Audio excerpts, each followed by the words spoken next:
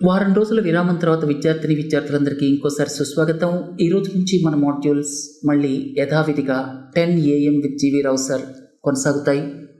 సోమవారాల్లో science and technology, ecology and environment combined issues, మంగళవారాల్లో Indian polity, అలాగే map based international affairs ఈ రెండింటి combined issues, బుధవారాల్లో Indian economy related current affairs, ఇక గురు శుక్రవారాల్లో economy basics. Science and technology విషయాలకు వస్తే ముఖ్యమైనటువంటి విషయం అగ్నిబాన్, అగ్నికూల్ కాస్మోస్ వాళ్ళు లాంచ్ చేసినటువంటి టెక్నాలజీ డిమాన్స్ట్రేటర్. దీనికి సంబంధించినటువంటి విషయాల్ని వచ్చే వారం ఎక్స్ప్లెయిన్ చేస్తాను. ఇక ఈరోజు విషయాలు ఈ మధ్య కాలంలో వచ్చిన వార్తల్ని ఆధారంగా చేసుకొని రూపొందించడం జరిగింది.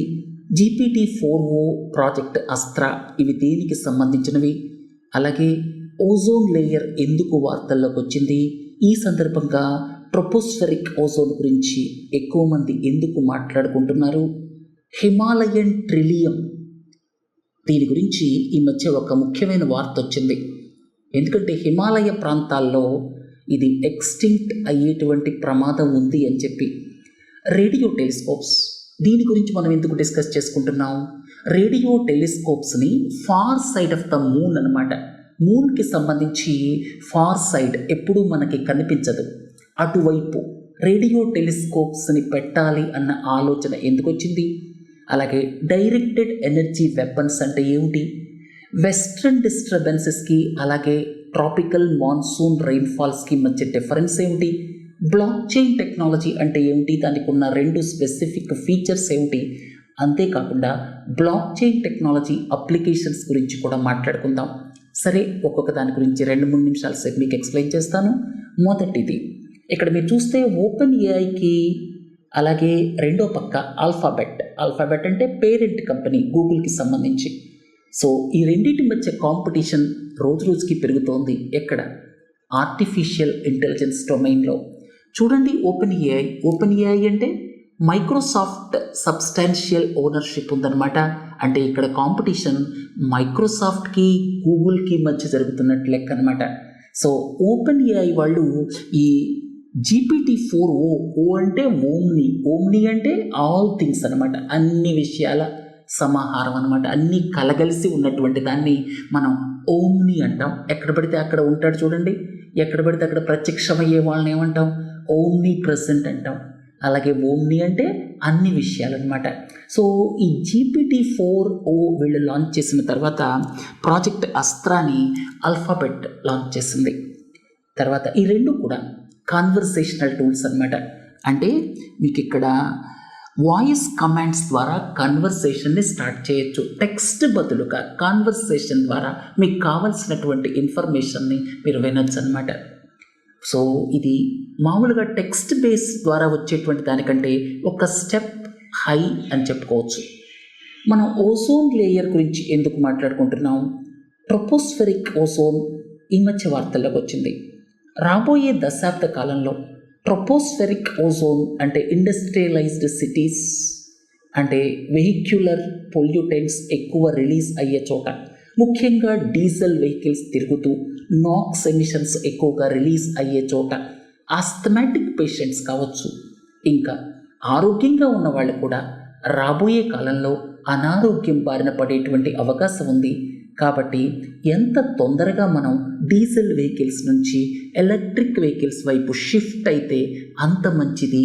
అలాగే ఇండస్ట్రియల్ యాక్టివిటీని హైడ్రోజన్ పవర్డ్ అంటే గ్రీన్ హైడ్రోజన్ని బేస్ చేసుకొని షిఫ్ట్ అయితే అంత మంచిది అని చెప్పి ఒక వార్త వచ్చింది. ఈ సందర్భంగా ట్రోపోస్ఫెరిక్ ఓజోన్ ఎందుకంత హానికరం, అలాగే దీనికి స్ట్రాటోస్ఫెరిక్ ఓజోన్కి మధ్య ఉన్న తేడా ఏమిటి. ట్రోపోస్ఫెరిక్ ఓజోన్ అంటే మీ అందరికీ తెలుసు, O3 అనేటువంటిది ఓజోన్. సో ఇక్కడ ట్రోపోస్ఫెరిక్ ఓజోన్ కొన్ని ప్రత్యేక సందర్భాల్లో, ముఖ్యంగా నాక్స్ ఎమిషన్స్, ఇండస్ట్రియల్ యాక్టివిటీ ద్వారా కానీ, coal based thermal power plants ద్వారా కానీ, అలాగే ఎక్కువ డీజిల్ వెహికల్స్ తిరిగినప్పుడు కానీ రిలీజ్ అవుతాయి. అవి కొన్ని సందర్భాల్లో, ముఖ్యంగా చెప్పుకోవాలంటే సన్లైట్ ఉన్నప్పుడు, ఇక వాలటైల్ ఆర్గానిక్ కాంపౌండ్స్ ఎక్కువగా ఉన్నప్పుడు, అంటే రకరకాల హైడ్రోకార్బన్ కాంపౌండ్స్ అన్నమాట, అవి ఎక్కువగా ఉన్నప్పుడు ఈ ఓజోన్ ఫామ్ అవుతుంది. దాన్ని మొదటి లేయర్ మీ అందరికీ తెలుసు ట్రోపోస్ఫియర్, తర్వాత స్ట్రాటోస్ఫియర్, ఇట్లా ఒక 5 లేయర్స్ ఉంటాయని చెప్పి మనం పైకి వెళ్ళే కొద్దీ మొదటి లేయర్లో భూమికి దగ్గరగా ఫామ్ అయ్యేటువంటిది ట్రోపోస్ఫెరిక్ ఓజోన్ అనమాట. దాని మూలంగా అస్థమాటిక్ పేషెంట్స్కి ఎక్కువ ఇబ్బంది, ఆరోగ్యంగా ఉన్న వాళ్ళు కూడా అనారోగ్యం బారిన పడవచ్చు. ఇక రెండోది స్ట్రాటోస్ఫెరిక్ ఓజోన్. మీ అందరికీ గుర్తుండే ఉంటుంది, ఇప్పటిదాకా సక్సెస్ అయినటువంటి గ్లోబల్ కన్వెన్షన్స్లో ముఖ్యమైనది ఈ మాంట్రియల్ ప్రోటోకాల్. మాంట్రియల్ ప్రోటోకాల్ 1980కి సంబంధించింది. ఓజోన్ హోల్లో ఒక చిల్లు పడినప్పుడు ఆ చిల్లుని పోడ్చడం కోసం ఈ మాంట్రియల్ ప్రోటోకాల్ వచ్చింది. తర్వాత సబ్సిక్వెంట్గా కిగాలి అమెండ్మెంట్ కూడా వచ్చింది 2015-16 ఆ టైంలో. ఇవన్నీ దేనికి ఉద్దేశించినవంటే ఈ స్ట్రాటోస్ఫెరిక్ ఓజోన్ సరిగా ఉంచటానికి, పూర్తిగా కవర్ అవ్వటానికి, చిల్లులు లేకుండా, హోల్స్ లేకుండా. ఎందుకంటే ఈ స్ట్రాటోస్ఫెరిక్ ఓజోన్ ఉండటం వల్ల అల్ట్రావైలెట్ బీ రేస్ని అది అబ్సార్బ్ చేస్తుంది. దాంతో మనం ఎండలోకి వెళ్ళినప్పుడు సన్ బర్న్స్ రాకుండా ఉంటాయన్నమాట. అర్థమైంది కదా. తర్వాత హిమాలయన్ ట్రిలియం. కొన్ని సంవత్సరాల క్రితం ఈ హిమాలయన్ ట్రిలియంని IUCN ఎండేంజర్డ్ ప్లాంట్గా డిక్లేర్ చేసింది. హిమాచల్ ప్రదేశ్ కావచ్చు, జమ్మూ అండ్ కాశ్మీర్, సిక్కిం, ఉత్తరాఖండ్ ఈ ప్రాంతాల్లో ఇది ఉంటుంది. హయ్యర్ ఎలివేషన్స్, దాదాపుగా 3000-4000 metres above mean sea level అనమాట. అయితే దీని గురించి మనం ఎందుకు మాట్లాడుకుంటున్నాం? ఈ మధ్యకాలంలో దీని కమర్షియల్ ట్రేడింగ్ చాలా ఎక్కువ జరుగుతుంది. ఎందుకంటే ఇది రకరకాల డిసీజెస్, యాంటీ క్యాన్సర్ ఏజెంట్గా, యాంటీ ఏజింగ్ ఏజెంట్గా ఇది ఉపయోగపడుతుంది. అంతేకాకుండా దీనికి ఉన్నటువంటి రకరకాల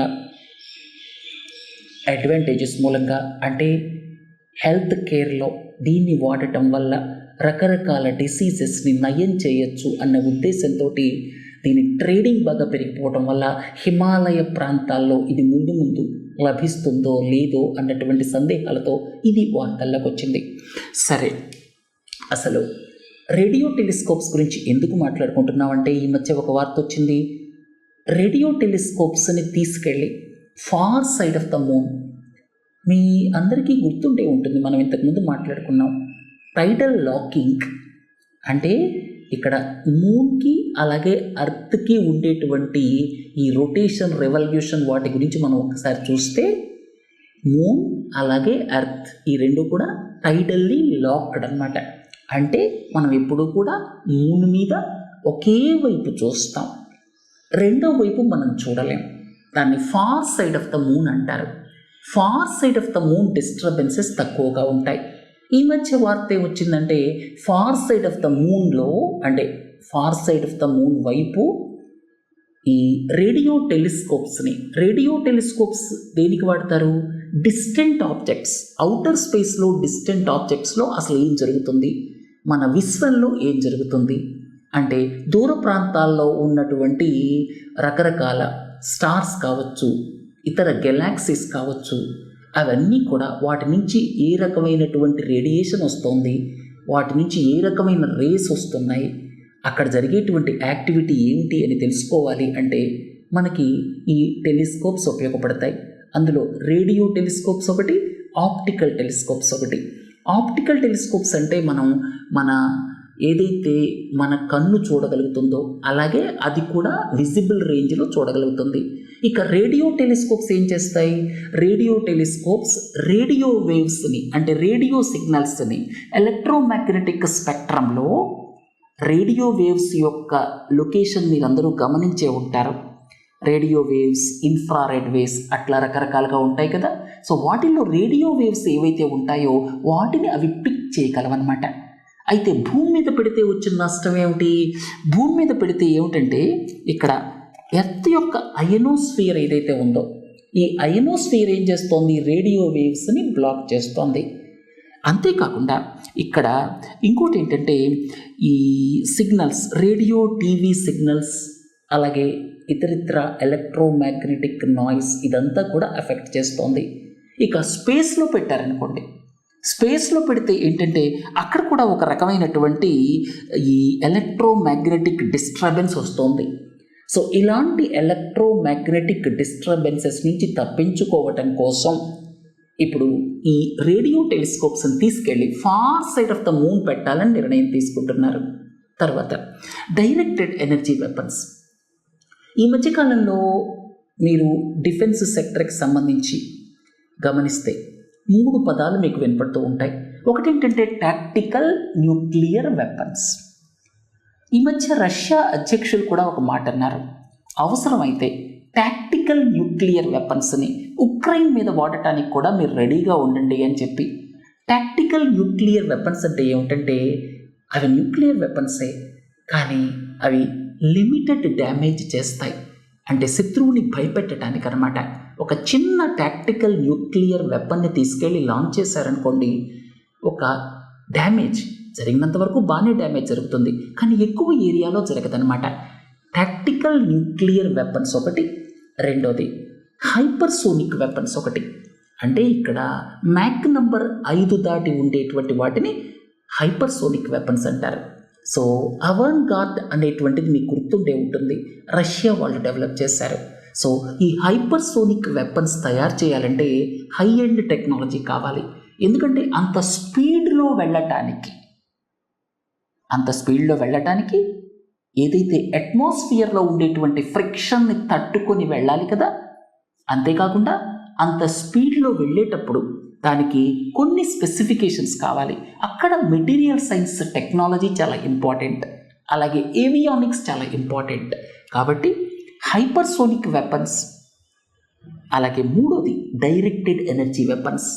ఇదేం లేదు, ఉదాహరణకు మీరు లేజర్స్ తీసుకున్నారనుకోండి, మీ దగ్గర ఒక పాయింటర్ ఉంటుంది, లేజర్తో పాయింట్ చేస్తాం కదా, దాని తీవ్రతని పెంచేయండి 1,00,000 టైమ్సో 2,00,000 టైమ్సో. అలాగే మీకు ఈ మైక్రోవేవ్ ఓవెన్ ఉంది, అక్కడ ఉన్నటువంటి మైక్రోవేవ్స్ ఏవైతే ఉన్నాయో వాటి యొక్క తీవ్రతని పెంచేయండి 10,000 టైమ్స్, 20,000 టైమ్స్, 30,000 టైమ్స్ అట్లా. అప్పుడేమవుతుంది, మన ఎవరినైతే గురి పెట్టామో, అంటే ఇక్కడ భూమి మీద నుంచి మీరు లేజర్ బీమ్ అంటే ఏమిటి, it is nothing but light కదా. లైట్ ఎంత స్పీడ్ తోటి అయితే ట్రావెల్ చేస్తుందో అది కూడా అంతే స్పీడ్తో ట్రావెల్ చేస్తుంది. సో మీరు లేజర్ బీమ్ని పంపించారనుకోండి, ఈ శాటిలైట్ యొక్క ఎలక్ట్రానిక్ సిస్టమ్ని మీరు డిజేబుల్ చేసేయచ్చు. వీటిని డైరెక్టెడ్ ఎనర్జీ వెపన్స్ అంటారు. లేజర్ బీమ్స్ ఆ డిస్ట్రాయ్ చేయగలిగిన కెపబిలిటీ తక్కువ ఏరియా ఉంటుంది, కానీ మీరు ఈ మైక్రోవేవ్ ఇవైతే ఉన్నాయో మైక్రోవేవ్స్ కానీ, లేకపోతే మీరు హై పవర్ మైక్రోవేవ్స్ కాకుండా మిల్లీమీటర్ వేవ్స్, వీటినైతే మీరు ఎక్కువ టార్గెట్స్ని ఒకేసారి మీరు అఫెక్ట్ చేయొచ్చు అనమాట. సో లేజర్ బీమ్స్ కావచ్చు, అలాగే మైక్రోవేవ్ వెపన్స్ కావచ్చు, మిల్లీమీటర్ వేవ్ వెపన్స్ కావచ్చు, ఇవన్నీ కూడా డైరెక్టెడ్ ఎనర్జీ వెపన్స్కి ఉదాహరణలు అన్నమాట. అర్థమైంది కదా. సో రాబోయే కాలంలో వివిధ దేశాలు వాళ్ళ మధ్య యుద్ధాలు వచ్చినా, లేకపోతే వాళ్ళ మధ్య రిలేషన్స్ బాగలేకపోయినా భయపెట్టడానికి ఒకటేమో టాక్టికల్ న్యూక్లియర్ వెపన్స్, రెండోదేమో హైపర్సోనిక్ వెపన్స్, మూడోదేమో డైరెక్టెడ్ ఎనర్జీ వెపన్స్. మన దేశం కూడా డైరెక్టెడ్ ఎనర్జీ వెపన్స్కి సంబంధించి DRDO తగినంత రీసెర్చ్ చేస్తోంది, ముందుకెళ్తోంది. ఇలాంటివన్నీ కొంతవరకు సీక్రెట్గా ఉంచుతారనమాట. సరే, తర్వాత న్యూస్ ఐటమ్ వెస్ట్రన్ డిస్టర్బెన్సెస్. మీ అందరికీ మామూలు south west monsoon, north east monsoon, వీటి పేరు వినే ఉంటారు. ఇవన్నీ కూడా ట్రాపికల్ మాన్సూన్స్ అన్నమాట.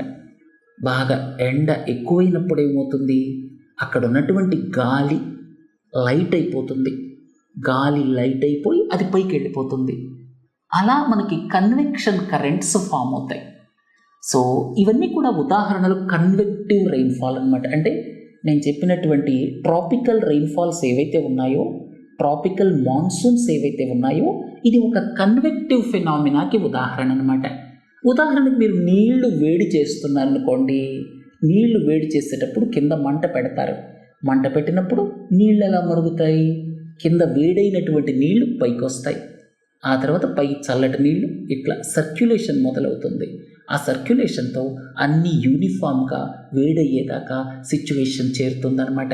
సో అట్లా మీరు ఈ కన్వెక్టివ్ ఫినామినన్ ద్వారా మనకు మాన్సూన్ రైన్స్ వస్తే ఇక్కడ ఎక్స్ట్రా ట్రాపికల్ స్టార్మ్స్ అనేటువంటివి వెస్ట్రన్ డిస్టర్బెన్సెస్ లాంటివి అనమాట. ఇక్కడ ఏమిటి, టెంపరేచర్ గ్రేడియంట్ అనమాట. టెంపరేచర్ గ్రేడియంట్ అంటే మీ అందరికీ తెలుసు, మనం పోలార్ రీజియన్కి వెళ్ళేటప్పటికి, పోల్స్ దగ్గరికి వెళ్ళేటప్పటికి టెంపరేచర్ తక్కువ ఉంటుంది. అలాగే భూమధ్య రేఖ దగ్గర, ఈక్వెటర్ దగ్గర టెంపరేచర్ ఎక్కువ ఉంటుంది, అంటే ట్రాపిక్స్లో టెంపరేచర్ ఎక్కువ ఉంటుంది. అలాగే హయ్యర్ లాటిట్యూడ్స్కి వెళ్ళేటప్పటికి, పోల్స్కి వెళ్ళేటప్పటికి టెంపరేచర్ బాగా తక్కువ ఉంటుంది. సో దీన్ని ఏమంటాం, టెంపరేచర్ గ్రేడియంట్ అంటాం అన్నమాట. సో ఈ టెంపరేచర్ గ్రేడియంట్ మూలంగా మీకు మిడ్ లాటిట్యూడ్స్లో, అంటే మెడిటరేనియన్ సీ ఆ ప్రాంతంలో, అంటే కరెక్ట్గా అక్కడే ఫామ్ అవ్వాలని ఏం లేదు, అట్లాంటిక్లో ఫామ్ అవ్వచ్చు, ఇంకొక రీజియన్లో అవ్వచ్చు. సో మెడిటరేనియన్ సీ లాంటి ఏరియాస్లో ఇక్కడ లో ప్రెషర్ ఏరియాస్ ఫామ్ అవుతాయి. ఈ టెంపరేచర్ గ్రేడియంట్ ట్రాపిక్స్కి అలాగే హయ్యర్ లాటిట్యూడ్స్కి ఉన్నటువంటి టెంపరేచర్ గ్రేడియంట్ డిఫరెన్స్ మూలంగా అక్కడ లో ప్రెషర్ ఏరియా ఫామ్ అవుతుంది. ఫామ్ అయిన తర్వాత అప్పుడు ఏమవుతుందంటే ఆ నార్మల్గా అక్కడి నుంచి మాన్సూన్ విండ్స్ ఏవైతే ఉన్నాయో, అక్కడి నుంచి మాన్సూన్ విండ్స్ అనకూడదు వాటిని, అక్కడ ఇలాంటి ఎక్స్ట్రా ట్రాపికల్ స్టార్మ్స్ ఏవైతే ఉన్నాయో వాటికి సంబంధించినటువంటి మాయిశ్చరైజ్డ్ విండ్స్ ఏవైతే ఉన్నాయో అవన్నీ ట్రావెల్ అయిపోయి పాకిస్తాన్ లాంటి కంట్రీస్ మీదుగా ట్రావెల్ అయిపోయి మన నార్త్ ఇండియాలో అవి వింటర్ మంత్స్లో రెయిన్ఫాల్కి కారణమవుతున్నాయి అన్నమాట. సో ఈ మధ్య కాలంలో ప్రాబ్లం ఏంటంటే మీకు పోల్స్ దగ్గరకు వచ్చేసరికి అక్కడ ఎస్పెషల్లీ ఆర్కిటిక్ రీజియన్ ఏదైతే ఉందో అది గ్లోబల్ వార్మింగ్ మూలంగా ఎక్కువగా వేడెక్కుతుంది. ఆర్కిటిక్ రీజియన్ మిగతా భూభాగం కంటే దాదాపు 2-3 టైమ్స్ ఎక్కువగా వేడెక్కటం వల్ల టెంపరేచర్ గ్రేడియంట్ ఎఫెక్ట్ అవుతుంది. టెంపరేచర్ గ్రేడియంట్ ఎఫెక్ట్ అవటం వల్ల ఈ వెస్ట్రన్ డిస్టర్బెన్సెస్ ఎఫెక్ట్ అవుతున్నాయి. అంటే మెడిటరేనియన్ లాంటి ప్రాంతాల నుంచి మనకి వర్షం ఏదైతే వస్తుందో, మెడిటరేనియన్ లాంటి ప్రాంతాల నుంచి వచ్చేటువంటి మాయిశ్చరైజ్డ్ విండ్స్ ఏవైతే ఉన్నాయో అవి తగ్గిపోతున్నాయి అన్నమాట. దాంతో వింటర్ రెయిన్ఫాల్ కావచ్చు, అలాగే నార్త్ ఇండియాలో స్నోఫాల్, ఫాగ్ సిచ్యువేషన్స్ కావచ్చు, అవి ఎఫెక్ట్ అవుతున్నాయి అన్నమాట. సరే, చివరి ప్రశ్న, బ్లాక్ చైన్ టెక్నాలజీ. మీకు క్రిప్టోకరెన్సీ బిట్కాయిన్ అనగానే మీకు బ్లాక్ చైన్ టెక్నాలజీ గుర్తుకొస్తుంది. ఇక బ్లాక్ చైన్ టెక్నాలజీకి సంబంధించినటువంటి 2 ముఖ్యమైన ఫీచర్స్ ఏమిటంటే, ఒకటి డిస్ట్రిబ్యూటెడ్ లెడ్జర్. డిస్ట్రిబ్యూటెడ్ లెడ్జర్ అంటే ఏమిటంటే అందులో ఎంతమంది అయితే ఉన్నారో పార్టిసిపెంట్స్ అందరికీ ఇది షేర్ చేయటం జరుగుతుంది. ఎంతమంది పార్టిసిపెంట్స్ అయితే ఉన్నారో అందరికీ ఇది షేర్ చేయటం జరుగుతుంది. అన్ని రికార్డ్స్ అందరూ పార్టిసిపెంట్స్ దగ్గర ఉంటాయి. ఏదైనా ఒక కొత్త బ్లాక్ని యాడ్ చేయాలి అంటే అది అందరి పార్టిసిపెంట్స్కి తెలుస్తుంది. రెండోది ఏంటంటే ఇక్కడ హై అండ్ క్రిప్టోగ్రఫీ అంటే హ్యాకింగ్ అనేది ఆల్మోస్ట్ ఇంపాసిబుల్ అన్నమాట. సో 2 ఫీచర్స్ మూలంగా ఇవాళ మనం బ్లాక్ చైన్ టెక్నాలజీ గురించి మాట్లాడుతున్నాం. ఒక ఫీచర్ ఏంటంటే ఈ డిస్ట్రిబ్యూటెడ్ లెడ్జర్, రెండోది ఏంటంటే హై అండ్ క్రిప్టోగ్రఫీ అంటే హ్యాకింగ్ ఇంపాసిబుల్.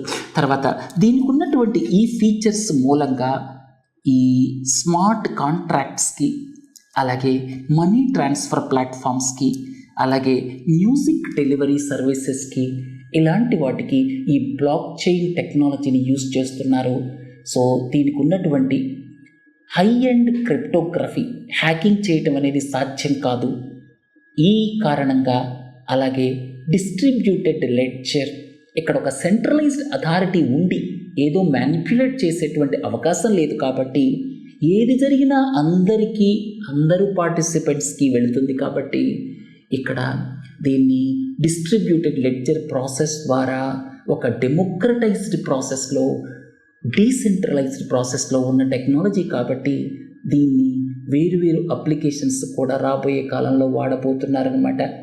సరే, రేపు మనం పాలిటిక్స్ సంబంధించిన విషయాలు అలాగే మ్యాప్ బేస్డ్ ఇంటర్నేషనల్ అఫైర్స్తో మాట్లాడుకుందాం.